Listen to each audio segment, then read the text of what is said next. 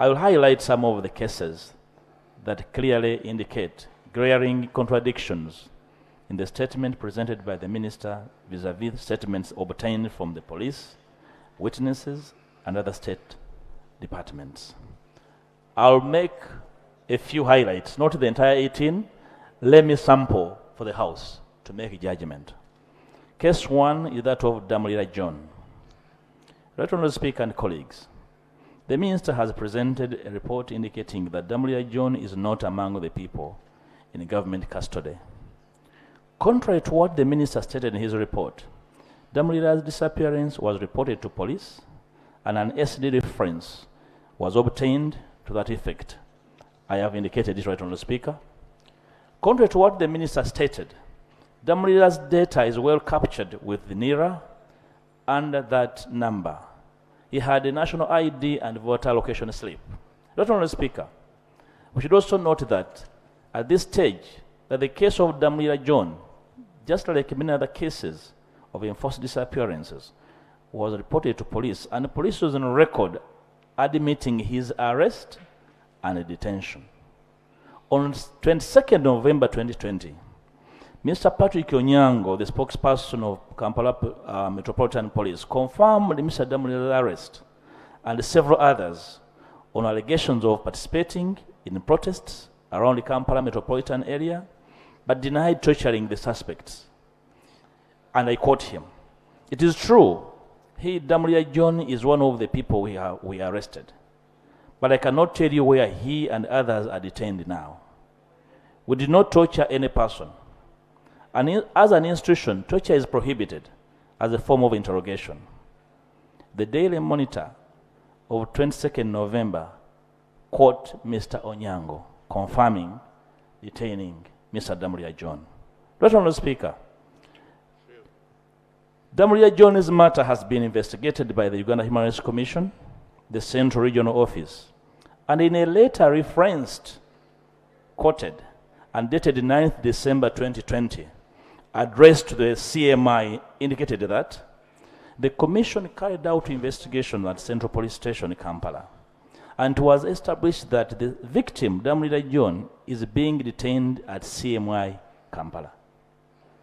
Right Honourable Speaker, that's correspondence between the Human Rights Commission and the Uganda Police. Right Honourable Speaker, for your information and the information of members, the relatives of Damulira John on 11th January 2021 reported this matter to State House as well, when in turn forwarded the same to the Uganda Human Rights Commission for further management. I have attached correspondence between the police and the Uganda Human Rights Commission on the arrest of Damulira.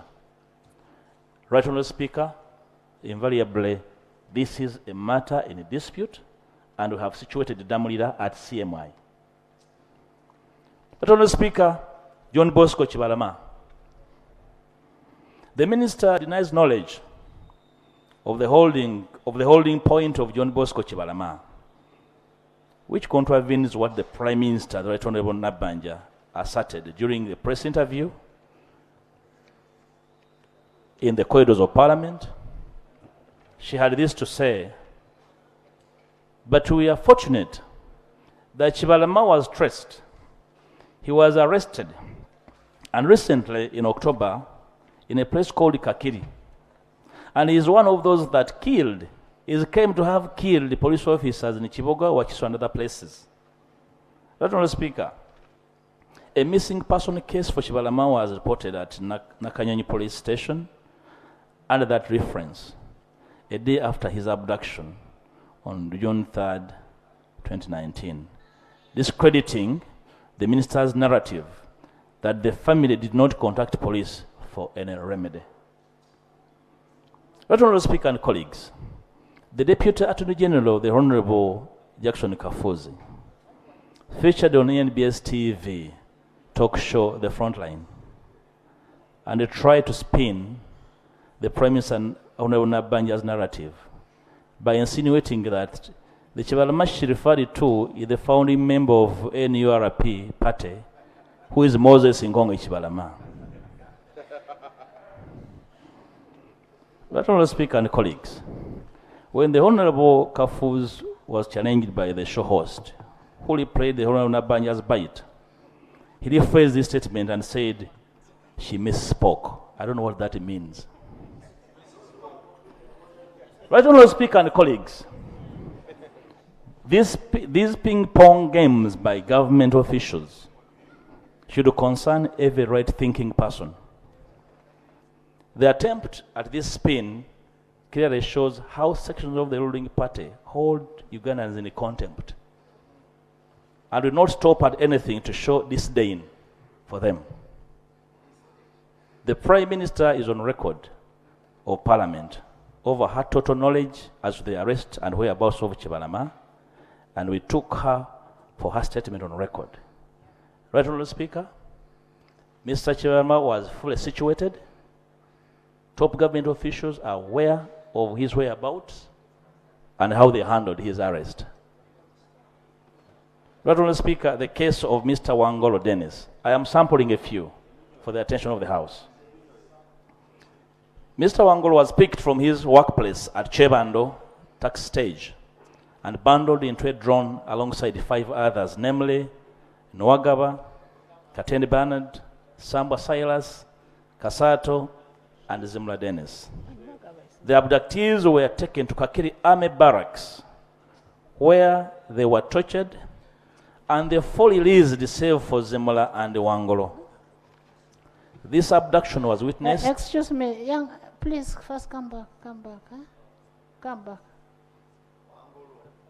Sorry. I didn't want these leaders of Uganda to leave without being recognized. In the public gallery this afternoon, we have pupils and teachers of Albert Cook Memorial School from Kasanda District, represented by Honorable Patrick Samba Oshabe. Please stand up. Your member of parliament, where is the Honorable Oshabe? And is your member of parliament is around, is just very busy. He's always very busy, but he's a good member.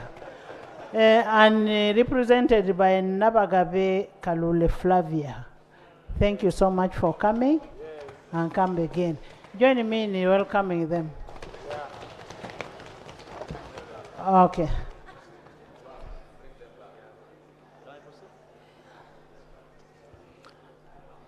Right, Honourable Speaker, allow me to correct the record here in the names I read out. The names were Nwagaba. Honorable, sorry for the interruption. I know these children are going very far. In the public gallery this afternoon, we have teachers and pupils of Aiden Nursery and Primary School from Nachifuma County, Mukono. They are represented by Honorable Simbwa. Where is Honorable Simbwa? And Honorable Anifa Nabukera. Honorable Nabukera, you're welcome. And thank you so much. Thank you for coming. Come again. And you have very good members.